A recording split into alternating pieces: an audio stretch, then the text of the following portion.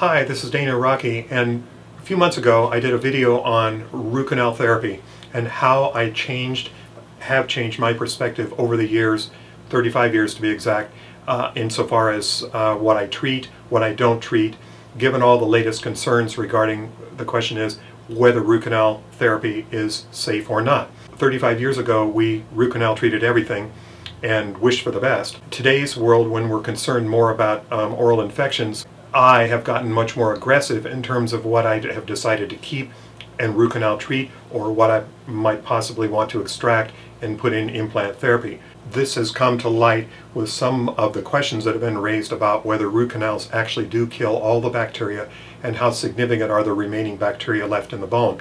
So that was the purpose of the video that I did a while back.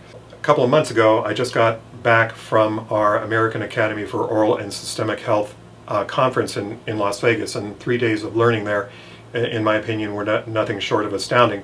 Given the information that I learned there, I further want to refine what I say regarding root canal therapy. There was a slide presented that showed this information on it, and the primary oral sources for increased oxidative stress.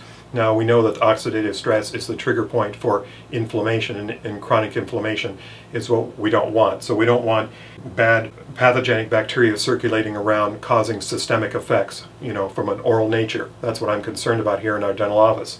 I've done many videos, I've done public talks, written a lot about periodontal disease and its effect on oral systemic effect. Cardiovascular disease, increased rates of stroke, cancer, preterm labor, diabetes, you name it, periodontal disease. So that's sort of been the focus of my work. After coming back from Las Vegas and learning other sources of oral pathogenic bacteria may be more significant, at least acutely in a chronic and an acute phase, that have taken another look at root canals. So when this slide was presented and put up top there, we've got number one, first on the list, chronically infected teeth. So these would be teeth that have been infected for a long period of time that the patient, asymptomatic, the patient doesn't really even know that there may be an infected tooth there, with apical periodontitis radiolucencies. In other words, we look on the x-ray and we see a darkened area at the tip of the root. So here's number one, a tooth that's been long-term infection that we can, on an x-ray picture, chronically see the chronic infection on the x-ray.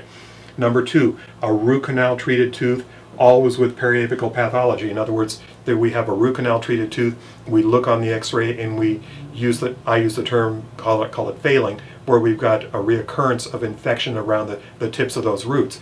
Could have been that it never resolved, it could have been that it worked for a while and that the infection is back, but in any case, that's number two on the list. Number three, acutely symptomatically infected teeth, and these would be a small majority. We don't have too many people that walk in the door with a large swelling on their face, clearly swollen around the gum, severely painful. We don't get too many of these. The bulk of the cases are what we call asymptomatic. The patient really doesn't know that they have a long-term infection around the tips of those roots. So that's the top three issues here regarding bad pathogenic bacteria being spread throughout the body and causing harmful effects there.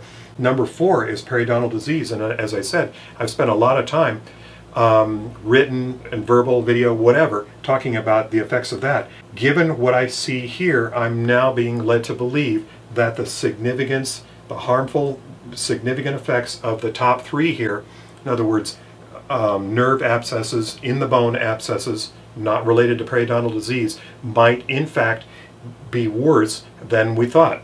Now, a case that was presented was an adult male that had a stroke about 10 months prior to going to the dentist. And the stroke was very debilitating and suffered a lot of systemic effects from that and is extremely ill now at this point. But he shows up at the dentist for a checkup after that, and we have not one, not two, but three teeth with chronic infections around the tips of the roots here post root canal therapy. Now, I'm not saying that all root canal therapy is bad. I don't want to promote that. Certain cases now where I've got long-term effects of bad pathogenic cytotoxic activity being promoted by the bacteria that's in these sites right in here over the long term, I'm now being led to believe that those are more harmful than we originally thought. And I'm consequently treating those cases relative to what I said in my last video regarding root canals.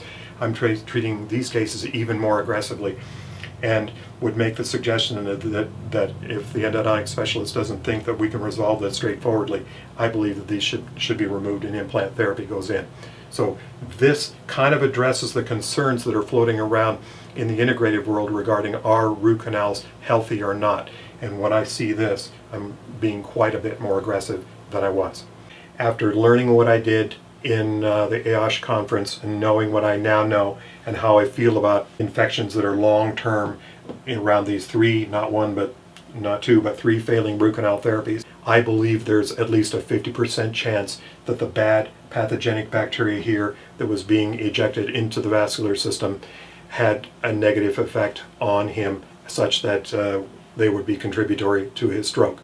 There again, what we learned in Las Vegas is that infections like this may be way more significant than we thought, and to this point I've been really teaching and educating and looking for periodontal disease.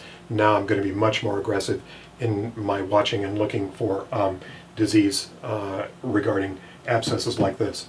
If you have any concerns or questions, remember we're always here to help, or your dentist, but in theory this is some new information that I've learned that's changing the way I practice dentistry. Thanks so much for watching.